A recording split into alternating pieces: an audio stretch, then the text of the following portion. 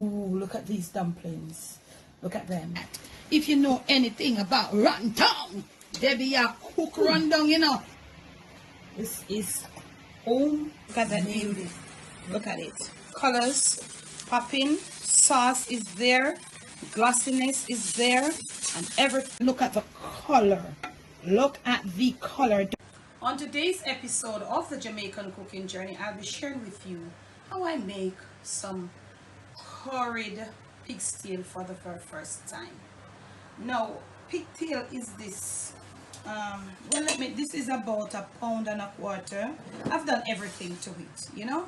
So if you have watched stew peas videos of mine or any other stew peas, I went that route where I pre-soaked it with some lime juice, washed it, and all of that. And then after I scalded it off, rinse it off with fresh water, and this is what I have, right? Yeah. So this is how you prep it for your stew peas, your soup, anything. Some do it just the same. Now I am going to be putting some curry flavor to this, but what I want you to think about is that pigtail is already flavored. It has a pickled flavor. So with me adding some curry, which is another flavor to it, I don't want to be messing around with a lot of side spices and seasonings. I'm going to add some garlic and some ginger, of course. And I have washed my ginger. I really don't grate my peel my ginger of such.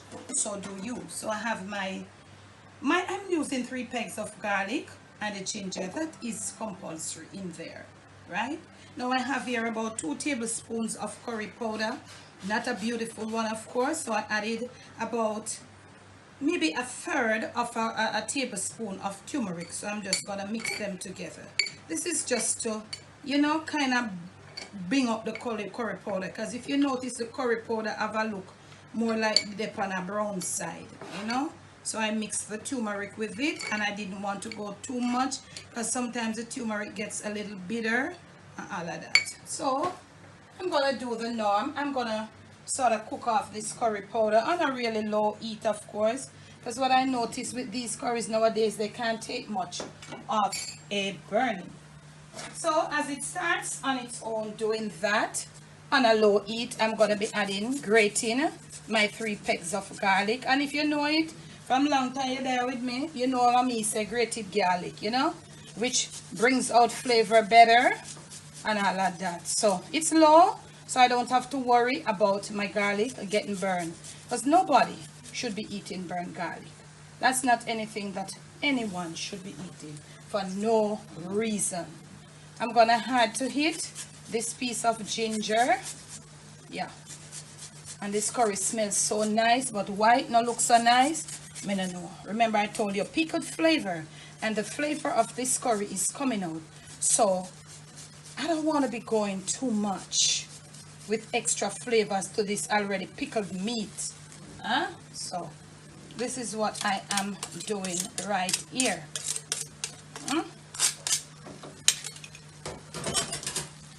You know me already. This is Jessie. This is my favorite spoon, you know. So I probably, now I'm gonna add my pigtail pieces. I'm gonna like toss it around in there. I'm on a low heat, of course. Yeah, I'm gonna toss it around a bit. I'm gonna get my kettle up and running with some hot water, yeah, which I should have already done. So I'm tossing it around in the curry. So this is the pigtail, pickled meat in some curry paste with ginger and garlic, of course. I'm gonna let that go for about another 3 minutes or so. Let's see what happens in the next clip. So this is the next clip. I've gone ahead on a very low heat or a very low flame, and I've coated it up with this curry and a little turmeric just to bring out the color of the curry a little more, this garlic, and also this ginger.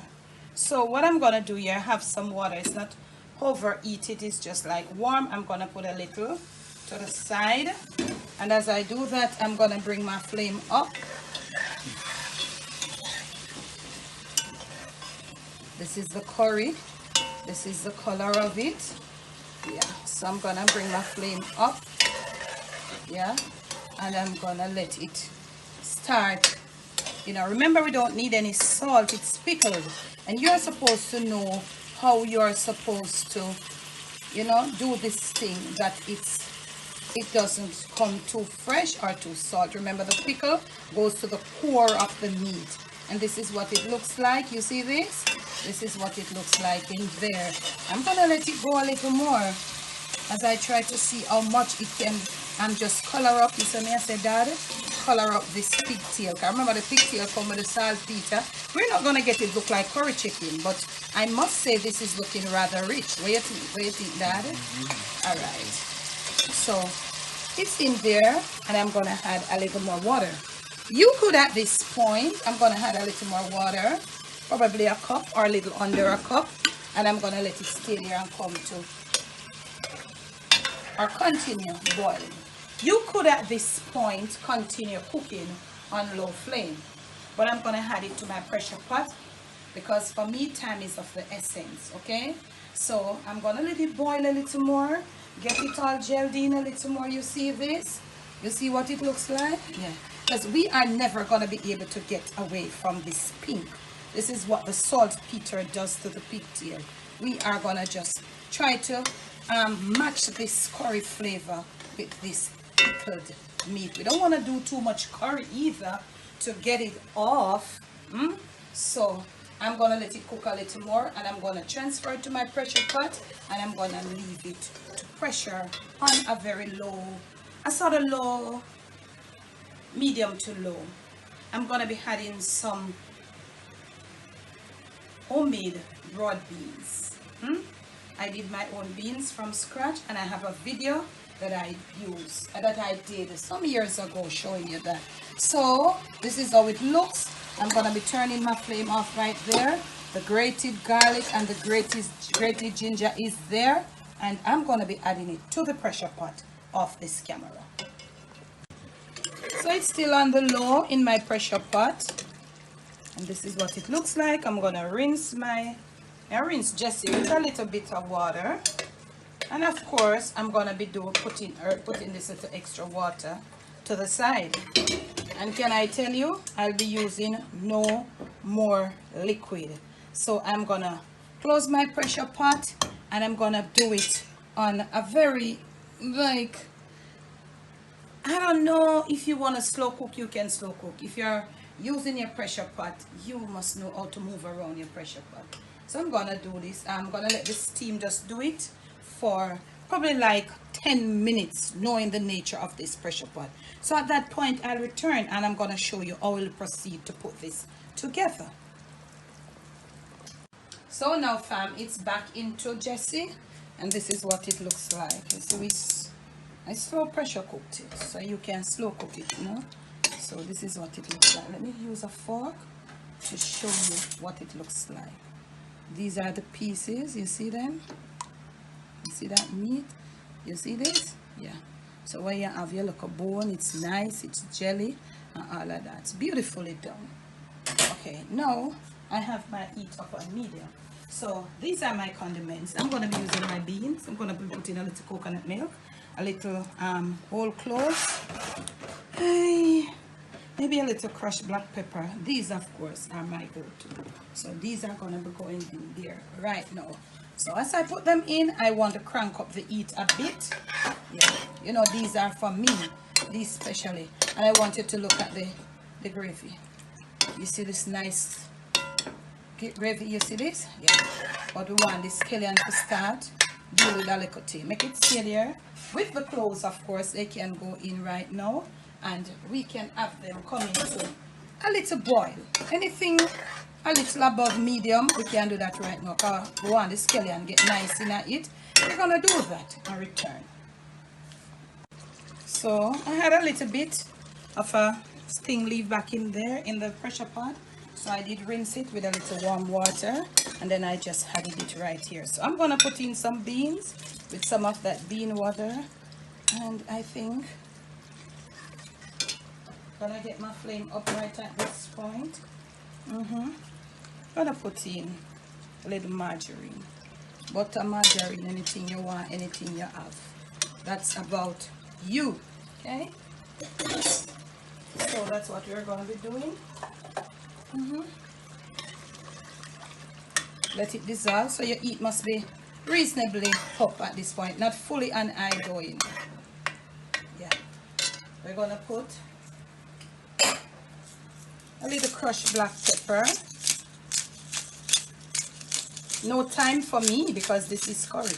I don't use curry in my thyme in my curry, but if suppose you feel like you want to use some thyme in your one, you know, do your thing, do your thing. Yeah. Waiting on it to come to a boil.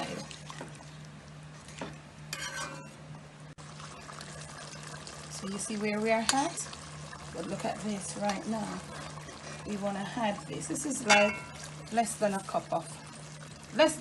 cup of coconut milk. And this is the last thing we're adding to this curried pigtail with broad bean stew. We're going to give it about, we're going to bring our flame down to low. Right now, we're going to cover it. Give it a stir maybe 1 or 2 times like the coconut milk. Now, the pigtail and, well, the pigtail have long been infused with the curry flavor. But we wanted the beans and the scallions to be infused with the curry flavor. So now that we have added the coconut milk for the last, pigtail, beans and all will be infused with this coconut flavor, hence making it this curry coconut thing. Look at it. It's down to low, the warm body, and we still have a nice little, look at that cream and everything. When you see me next, I'll have a plate all ready just for you.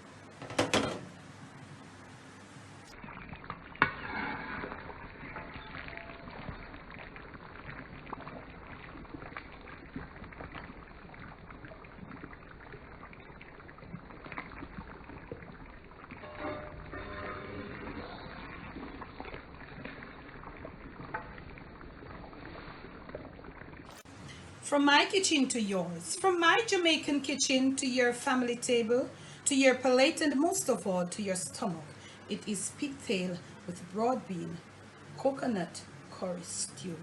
Please do enjoy. In the description of this and all my other videos and lives, there will be the link to anything that you want to get on to me. Thanks for watching.